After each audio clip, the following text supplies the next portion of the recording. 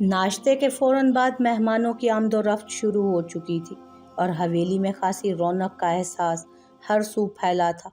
एक तरफ किचन में पकते नित नए पकवानों की भीनी भीनी सी महक थी, तो दूसरी जानिब शहर से लाए कपड़ों को दर्जी लाउंज में फैलाए एक एक जोड़े की तफसील से बीजान को आगाह कर रहा था। ऊपर की जानिब निगाह घुमाई जाए तो वहाँ पर बहुत से अफराद सीढ़ियाँ लगाए हवेली को कुमकुमों से सजा रहे थे। दूर से देखने पर बिलाशुबा वो शादी का ही घर लगता था। आज बख्तियार और निसार को रस्म के लिए बिठाया जाना था, जिसमें दोनों की सास यानी निगार बेगम रस्म करती और फिर बहुत से पैसे उन पर से सदके करके उन पर से वार कर सदका कर देती।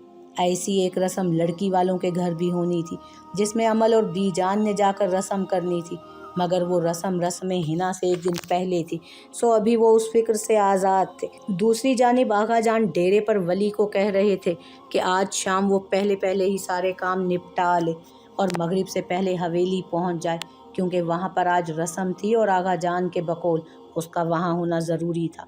उसने कोफ से सर झटका था। भला उसका क्या काम था वहाँ? खामखा लोग बातें बनाते और फिर से बदमज़गी फैल जाती, मगर वो उसे जल्दी आने का हुक्म देकर मुतमईन से पलट गए थे।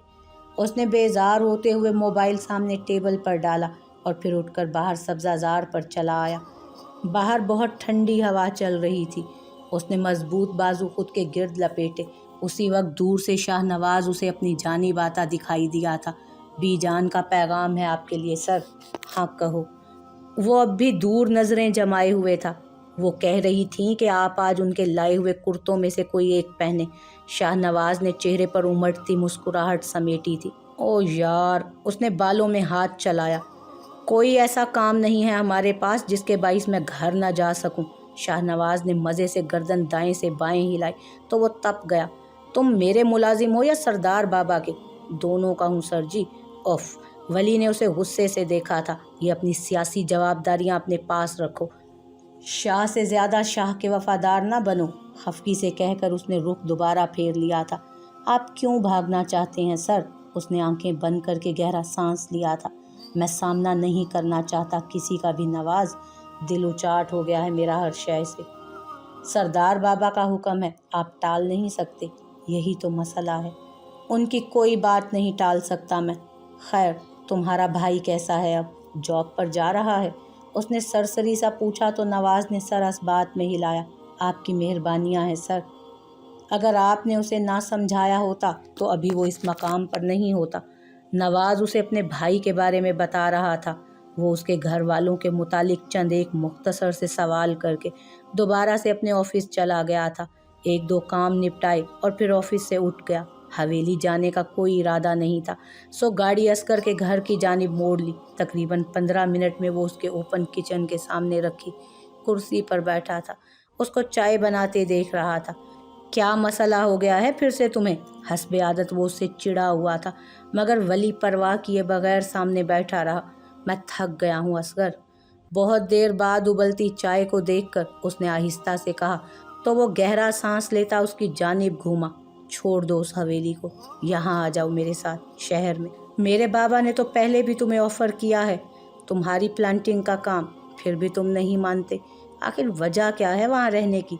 वो बहुत संजीदगी से उसके पुज़मुर्दा चेहरे को देखता बोला। वली नफ़ी में सर हिलाता सीधा हुआ। मैं सरदार बाबा को ऐसे नहीं छोड़ सकता असगर। अपनी सारी जवानी उन्होंने मुझ पर सर्व की है और जब मेरा वक्त आया है तो मैं पीठ दिखाकर वहाँ से नहीं भाग सकता। मैं नहीं कर सकता ऐसा। मगर ये तो तुम्हारे सरदार बाबा भी नहीं चाहेंगे वली कि तुम तकलीफ़ में रहो। तुम एक दफ़ा उनसे बात तो करके देखो इस बारे में। चाय कपों में उंडेलता वो फिक्रमंदी से बोला था। मेरी हिम्मत नहीं होती उनसे ये सब कहने की। मैं खुद गर्ज नहीं बन सकता। अब के असगर भी उसके साथ वाली कुर्सी पर आन बैठा था और अपना कप स्लीप पर रख कर उसका कप उसके सामने रख रहा था।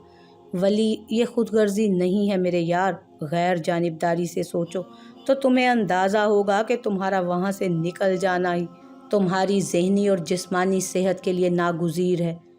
खुद पर रहम करो वली और निकल आओ वहाँ से। खुद पर रहम करो वली और निकल आओ वहाँ से। वो अपनी भाप उड़ाती चाय को देखता रहा। मैं उस हवेली से निकल भी आऊँ, फिर भी अपना माजी तो नहीं बदल सकता ना मैं। جہاں بھی رہوں گا اسی شناخت کے ساتھ رہوں گا۔ ایسے میں کوئی خاص فرق نہیں پڑے گا وہاں سے نکل کر یا کہیں اور جا کر۔ جانتے ہو، تمہیں دیکھ کر مجھے ایک مشہور کردار کا خیال آتا ہے۔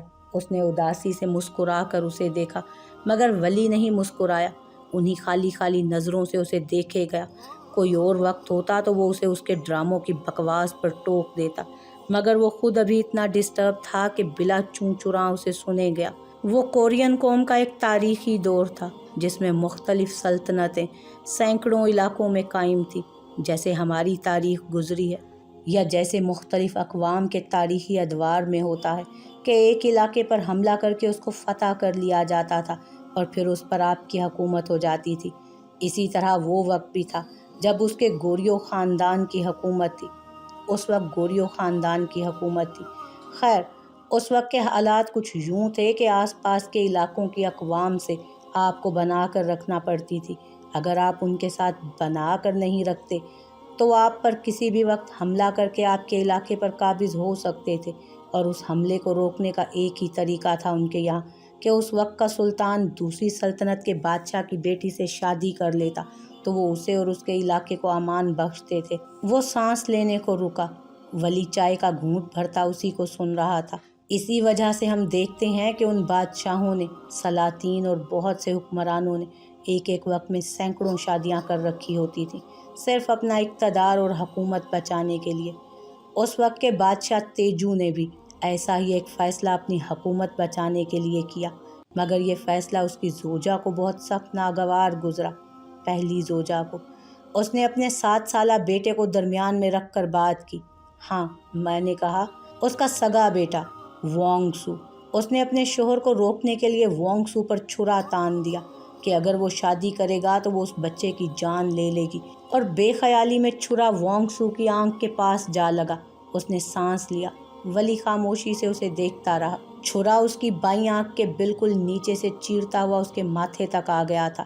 اس نے اشارے سے اپنے ابرو سے لے کر آنکھ کے نیچے لکیر کھینچی، اور پھر ساری زندگی وہ نشان اس کے ساتھ رہا۔ بادشاہ نے پھر بھی شادی کر لی اور وانگ سو کو اس کی اپنی سلطنت میں اپنا بیٹا بنا کر بھیجا گیا، مگر وہ سلطنت کا بیٹا ہرگز نہیں تھا۔ انہوں نے اسے ایک قیدی کے طور پر رکھا ہوا تھا تاکہ اس سے اس کے باپ کو قابو کر سکے۔ خیر، اسے بھی بادشاہ کے حکم پر ایک غار میں چھوڑ دیا گیا، مگر جانتے ہو اس غار میں کیا تھا؟ ایک پل کو رک کر اس نے ولی کی آنکھوں کو دیکھا اور اس نے آنکھیں سکیڑی۔ کیا؟ چائے کی بھاپ فضا میں تیر کر غائب ہو چکی تھی۔ اس غار میں بھیڑیے تھے ولی۔ اس کے ابرو حیرت سے اوپر کو اٹھے، اور کئی راتیں وہ اپنی تلوار کے ساتھ ان بھیڑیوں سے لڑتا رہا۔ اپنے سروائیول کی جنگ میں اس نے ایک ایک کو مار دیا، اور جب وہ اس غار سے واپس لوٹا تو خود بھی ایک بھیڑیا بن چکا تھا۔ وہ اس غار سے زندہ بچ گیا تھا ولی، جیسے تم اس رات بچ گئے تھے۔ ایک پل کو ٹھہر کر اس نے اپنی چائے کا گھونٹ لیا، پھر کپ کو دیکھتا بولنے لگا۔ اپنے ایک زخم کے نشان کی وجہ سے وہ واپس اپنے علاقے نہیں جا سکتا تھا، کیونکہ بادشاہ صرف وہی بن سکتے تھے جو بے داغ ہوتے تھے، جن کے جسم پر کوئی نشان نہ ہوتا تھا۔ مگر پھر بھی وہ گیا، اپنے علاقے میں واپس گیا۔ ایک پل کو ٹھہر کر اس نے اپنی چائے کا گھونٹ لیا، پھر کپ کو دیکھتا بولنے لگا۔ اپنے ایک زخم کے نشان کی وجہ سے وہ واپس اپنے علاقے میں نہیں جا سکتا تھا، کیونکہ بادشاہ صرف وہی بن سکتے تھے جو بے داغ ہوتے تھے، جن کے جسم پر کوئی نشان نہ ہوتا۔ مگر پھر بھی وہ گیا، اپنے علاقے میں واپس گیا، اور اتنا تو خوفناک وہ تھا کہ کوئی اسے وہاں سے نکال نہ سکا۔ کئی سال اس نے اپنے اس ماضی کے نشان کے ساتھ گزارے تھے اور لوگوں کی نفرت اور حقارت سہی تھی، مگر ایسے میں ایک لڑکی اس کی زندگی میں آئی جو میک اپ آرٹسٹ تھی۔ اصغر ایک پل کو مسکرایا تھا۔ ساری دنیا ڈرتی تھی وانگ سو سے، مگر وہ لڑکی کہتی تھی کہ وہ اس سے بالکل نہیں ڈرتی۔ ساری زندگی وہ خود کو مجرم گردانتا آیا تھا۔ ساری زندگی وانگ سو نے اس زخم کی وجہ سے خود سے نفرت کی تھی، مگر وہ پہلی لڑکی تھی جس نے اسے کہا کہ اس سب میں اس کا کوئی قصور نہیں، وہ بے گناہ ہے، بے قصور ہے۔ اسے بے ساختہ سبز لباس میں ملبوس تمتماتے چہرے کے ساتھ تیز تیز بولتی لڑکی یاد آئی تھی، اور اس وقت وانگ سو کو احساس ہوا کہ وہ واقعی بے قصور ہے۔ پھر جس نے اسے احساس دلایا وہ اس سے محبت کرنے لگا۔ उस लड़की ने अपनी मेकअप स्किल्स को इस्तेमाल करके उसका ज़ख्म छुपा दिया और वो फिर से अपनी सल्तनत का बादशाह बन गया। सू, उसने जैसे मुस्कुरा कर बात समेटी थी, अगर वोंग सू अपने निशान के साथ बादशाह बन सकता है तो तुम भी अपने माजी के साथ जी सकते हो और बहुत अच्छे से जी सकते हो। अब ये मायूसी छोड़ो और आगे के बारे में सोचो कि क्या करना है। वो अब उठकर सिंक के सामने खड़ा अपना कप धो रहा था। वली उसकी पुश्त को देखता रहा, फिर सोचती निगाहें उस पर उठाई। अंजाम क्या हुआ कहानी का? एंड क्या था? उसके सवाल पर असगर रुक सा गया, फिर खनकारता हुआ मुड़ा। वो कुछ नहीं, बस बादशाह बन जाता है वो। नहीं, कुछ और एंड है इसका। क्या वो लड़की उससे मिल जाती है? असगर उसे देखता रहा, फिर गहरा सांस लेकर बोला, नहीं, वो मर जाती है। कुछ लम्हे वो कुछ बोल ही नहीं सका। मुझे पता था अंजाम असगर, अगर मैं उसका राइटर होता तो मैं भी उसका अंजाम ऐसा ही लिखता। क्योंकि वो उठ खड़ा हुआ। वोंग सू चाहे जितना भी मेकअप करके अपना दाग छुपा लेता, मगर वो उस दाग को अपनी ज़ात से नहीं मिटा सकता था।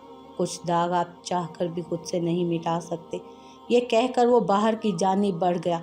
असगर ने गहरा सांस लेकर आंखें मूंद ली थी। पता नहीं क्यों वली उसे हमेशा ही लाजवाब कर दिया करता था। चढ़ती मगरिब की नीली रोशनी ने सारे गांव को अपने लपेट में ले रखा था। खुनक हवा और सरसों की खुशबू से सारी पगडंडियां मुअत्तर थी। उसने भी गीले बालों में ब्रश फेरा और फिर सर पर खिलते गुलाबी रंग का दुपट्टा लपेटती बिछी जाए नमाज तक आई। खिलते गुलाबी रंग की कमीज सादा थी और नीचे खुले ट्राउज़र जिसमें उसका सरापा बहुत खूबसूरत दिख रहा था। उसने नमाज पढ़कर सलाम फेरा तो बाहर से मेहमानों की आमद का शोर उठा। मगरिब बीत चुकी थी और मेहमान आना शुरू हो गए थे। उसी पल नाजिया ने उसके कमरे का दरवाज़ा खोला और अंदर चली आई। वो सुन्नतों की आखिरी रकत के बाद तशहुद में बैठी थी। सलाम फेर कर साथ खड़ी नाजिया पर नज़र घुमाई।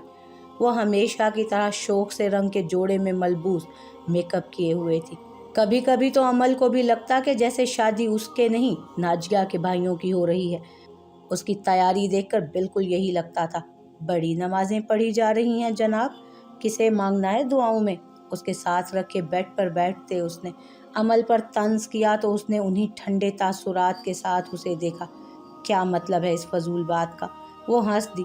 भाई फजूल क्या है इसमें? ये सच है कि बहुत से लोग नमाजें सिर्फ इसीलिए पढ़ते हैं ताकि अल्लाह से अपने महबूब को दुआओं में गिड़गिड़ा कर मांग सके। ज़माने में और भी गम है नाजिया इन फजूलियात के सिवा। सर झटक कर वो जाए नमाज समेटती उठी थी। अगर आप उसे सिर्फ इसलिए अप्रोच कर रहे हो कि अपने महबूब को मांग सको तो फिर आप उससे बने ताल्लुक़ का मजाक उड़ा रहे हो। अल्लाह से ताल्लुक़ किसी वजह की वजह से नहीं रखा जाता। वजह के ख़त्म होने के बाद उससे ताल्लुक़ भी ख़त्म हो जाता है। वरना सिंगार मेज़ पर उसने जाए नमाज तह करके रखा और फिर आईने में देखती अपने दुपट्टे की तहें खोलने लगी। पीछे नाजिया ने बेजारी से सर झटका था, जैसे उसे उसकी किसी बात में दिलचस्पी ही नहीं थी। नीचे चलो तुम, मुझे तुमसे एक काम है। कैसा काम? उसका माथा ठनका। भूल गई? मैंने कहा था ना कि मुझे वली का नंबर चाहिए और तुमने कहा था कि तुम मेरे साथ उससे नंबर लोगी, तो अब चलो। उसने बेजारी से सांस लिया। नाजिया, इस वक्त सारा घर मेहमानों से भरा पड़ा है। तुम अपने इस तमाशे को अभी मेहमानों से घर भरा पड़ा है जभी तो कह रही हूँ।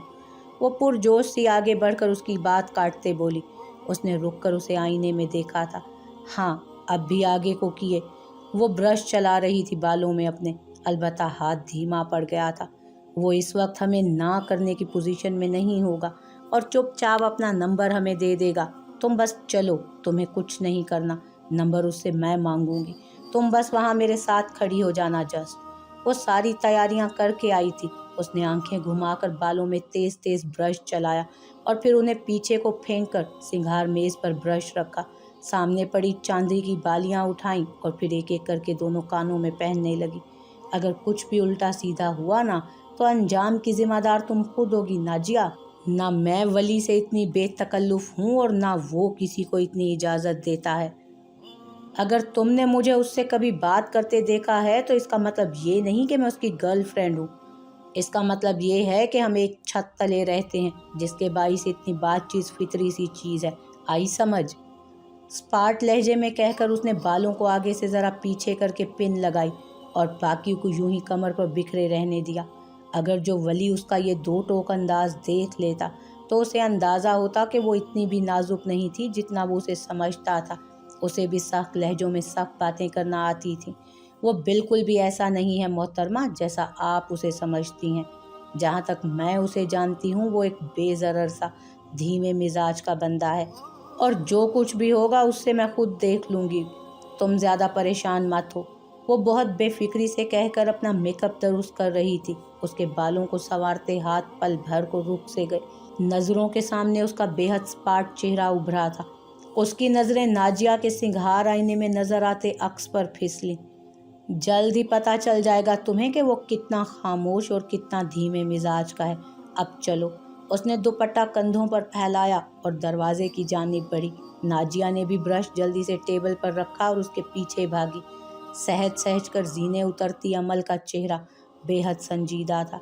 फिर भी बहुत से लोगों की गर्दनें उसकी जानिब घूमी थी, और हाँ, उन बहुत सी देखती आंखों में नफीस की नज़रें भी शामिल थीं।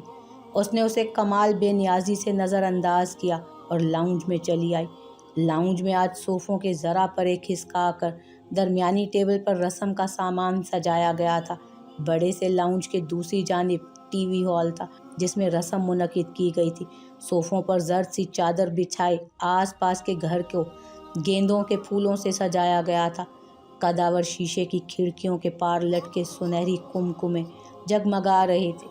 अभी रस्म शुरू होने में वक्त था, इसीलिए मेहमान लाउंज में विराजमान थे। कुछ सीढ़ियों से चढ़ उतर रहे थे। कुछ औरतें किचन के दरवाजे में खड़ी बीजान से रस्म का वक्त पूछ रही थी। बहुत से लड़के भी दाखिली दरवाजे में इस्तादा बातों में मशगूल थे। उसने आसपास नज़र घुमाकर वली को तलाशा। नाजिया भी उसके साथ खड़ी बेचैनी से उसी को ढूंढ रही थी। अभी उसी वक्त उसे अंदाज़ा हुआ था कि जो सब वो सोचे बैठी थी वो इतना आसान नहीं था। उससे उसका नंबर मांगने का सोच करी उसे अजीब सा डर लगा था। दिल में बेचैनी सी उतरने लगी थी। कहाँ है वो? झुंझला कर उसने अमल से कहा तो जवाबन उसने शाने उचकाए थे। नाजिया अर्जुमन बेगम की आवाज़ देने पर किचन की जानिब होली। उसी वक्त अमल को वो नज़र आया था। दाखिली दरवाजे से अंदर आता वो किसी से फ़ोन पर बात कर रहा था।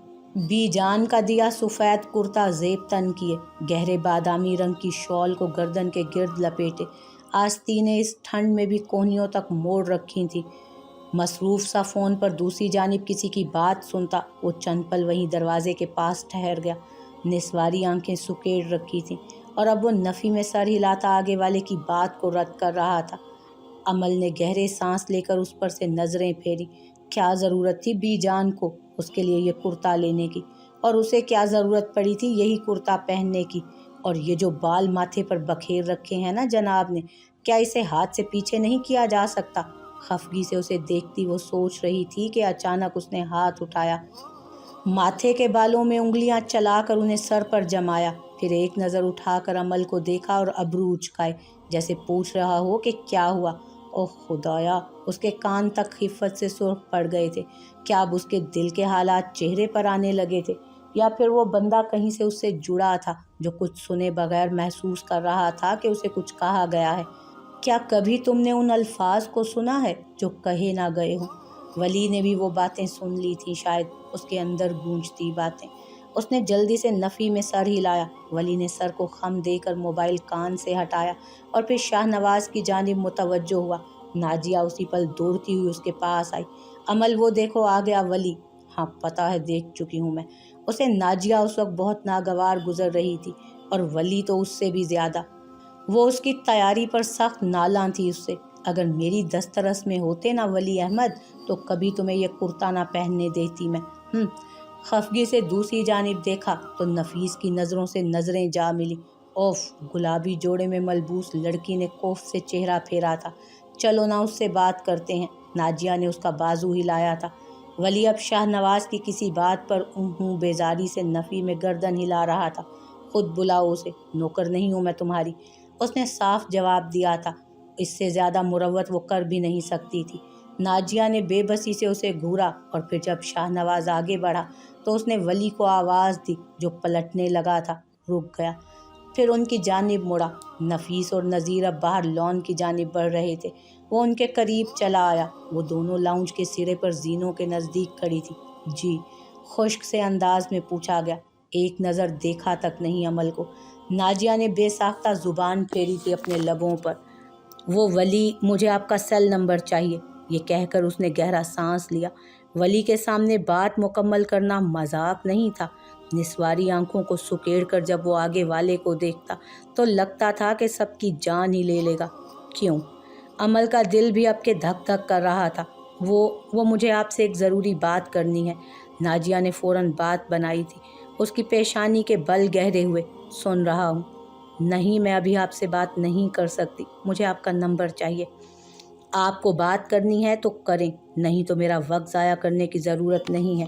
بولیے، کیا بولنا ہے آپ کو؟ انداز بے لچک ہوا تھا بہت۔ ناجیہ کا چہرہ سفید پڑنے لگا۔ مجھے ایک بات کرنی ہے آپ سے، یہاں نہیں کر سکتی میں۔